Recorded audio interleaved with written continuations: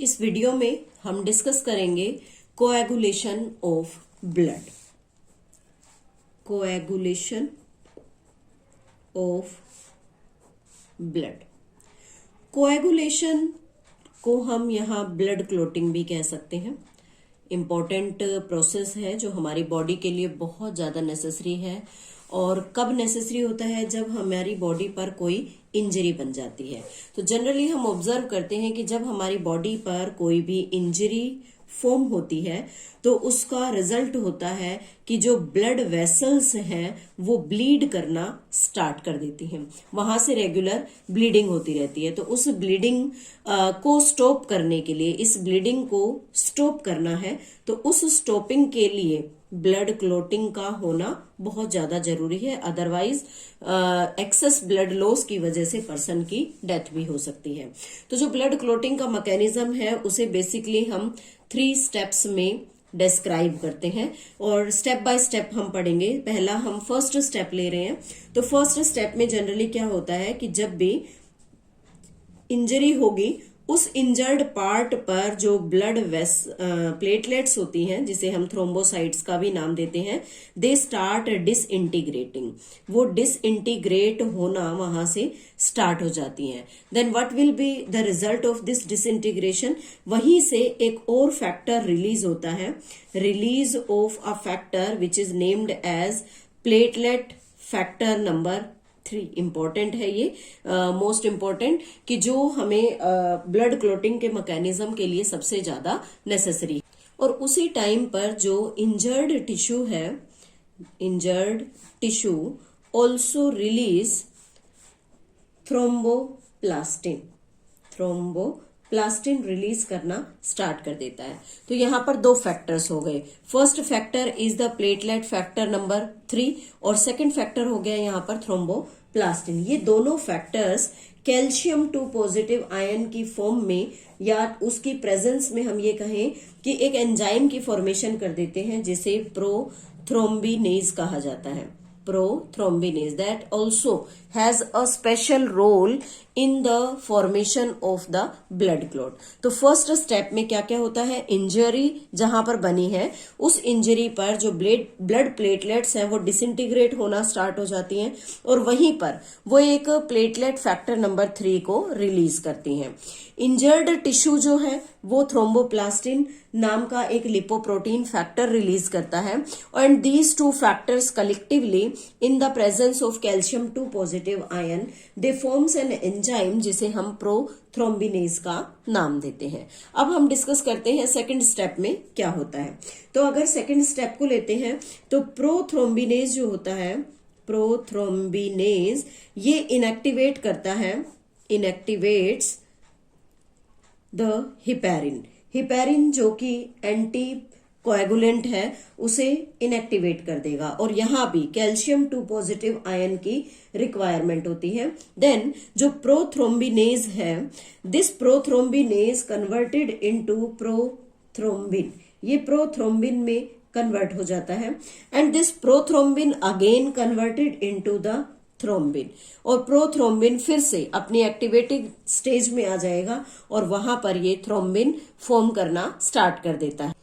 इसी समय फिर थर्ड स्टेप स्टार्ट होता है और थर्ड स्टेप में जो थ्रोम्बिन बना है, थ्रोम्बिन ये एक एंजाइम की तरह काम करेगा and this helps in depolymerisation of fibrinogen.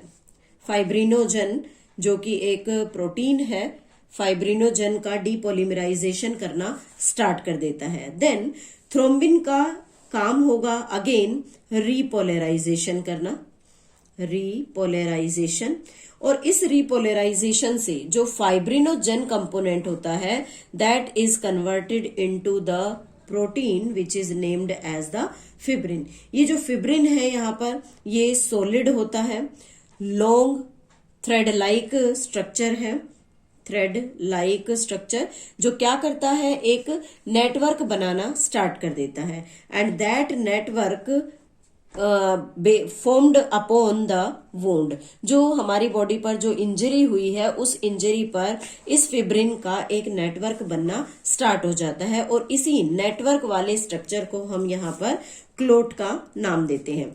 Because जो suppose that this is the wound, इस वुंड पर यहाँ इस तरह से जो फिब्रिन है उसका एक नेटवर्क आकर बन जाता है और इस नेटवर्क के बीच में जो ब्लड सेल्स हैं जिसमें आरबीसी, डब्ल्यूबीसी, प्लेटलेट्स वो आकर यहाँ पर फिल हो जाती हैं, which results into the formation of a clot. और यहाँ पर एक क्लोट बन जाता है जो हमारी बॉडी में इंजर्ड पार्ट पर ब्लड लॉस होने को रोकने का काम करता है।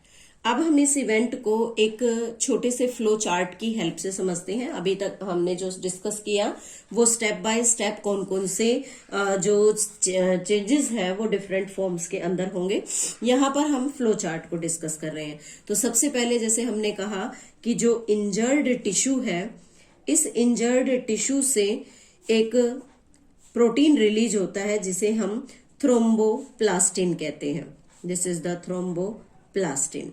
और दूसरी तरफ जो ब्लड प्लेटलेट्स हैं, blood platelets, these blood platelets disintegrate, ये यहां से डिसइंटीग्रेट होना स्टार्ट हो जाती हैं और डिसइंटीग्रेट होने के साथ साथ ये रिलीज करती हैं प्लेटलेट फैक्टर नंबर 3 को। They release platelet factor number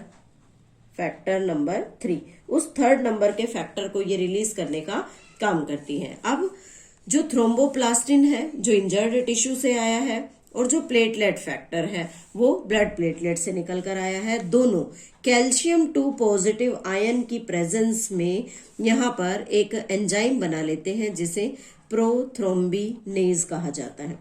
this prothrombinase, इस प्रोथ्रोम्बिनेज का काम होता है हिपैरिन को इनएक्टिवेट करना।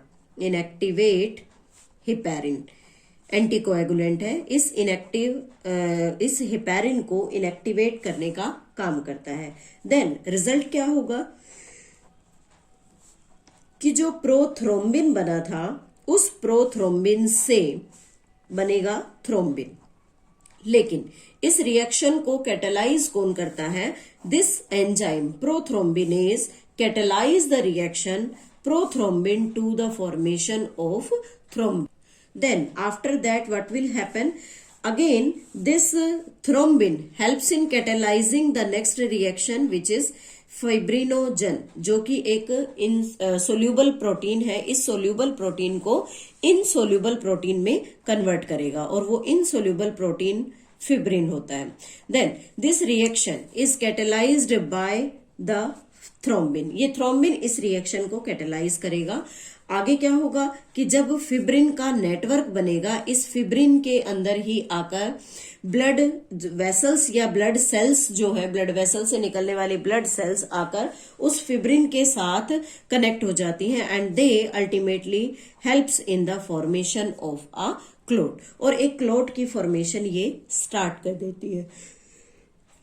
तो यहाँ पर एक इम्पॉर्टेंट चीज है कि एक जो भी सब्सटेंस यहाँ पर प्रोड्यूस होता है उस सब्सटेंस की प्रेजेंस में नए रिएक्शन का कैटालिसिस होता है। जैसे हमने यहाँ कहा कि प्रोथ्रोम्बिनेज बना, उस प्रोथ्रोम्बिनेज ने नेक्स्ट रिएक्शन को कैटालाइज किया, प्रोथ्रोम्बिन से थ्रोम्बिन बना दिया। देन अब जो थ्रोम्बिन यहाँ प्रोड्यूस हुआ उस थ्रोम्बिन ने फाइब्रिनोजन को फिब्रिन के अंदर कन्वर्ट कर दिया। तो इससे रिजल्ट निकलता है कि एक स्टेप का बना हुआ प्रोडक्ट दूसरे स्टेप के लिए एक एंजाइमेटिक प्रॉपर्टी रखता है।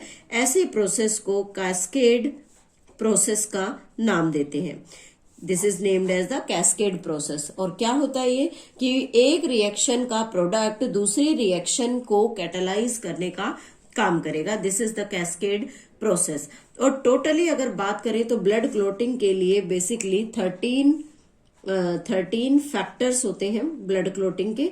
उन 13 फैक्टर्स की यहाँ पर रिक्वायरमेंट होती है। कैल्शियम 2 पॉजिटिव आयन बहुत जरूरी होता है।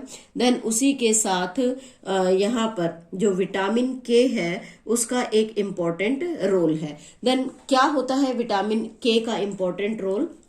It is necessary for the synthesis of prothrombin. Synthesis of prothrombin. Prothrombin को बनाने का काम विटामिन के का होता है और इसकी फॉर्मेशन हमारी बॉडी के अंदर लिवर के अंदर होती है। तो अगर विटामिन के का लेवल हमारी बॉडी के अंदर प्रॉपर है then it will activate the formation of prothrombin, और उसका रिजल्ट क्या होगा कि जब भी हमें चोट लगती है तो उस प्रोथ्रोम्बिन की हेल्प से ब्लड क्लोटिंग का मैकेनिज्म स्टार्ट हो जाता है। So this is all about the coagulation of blood.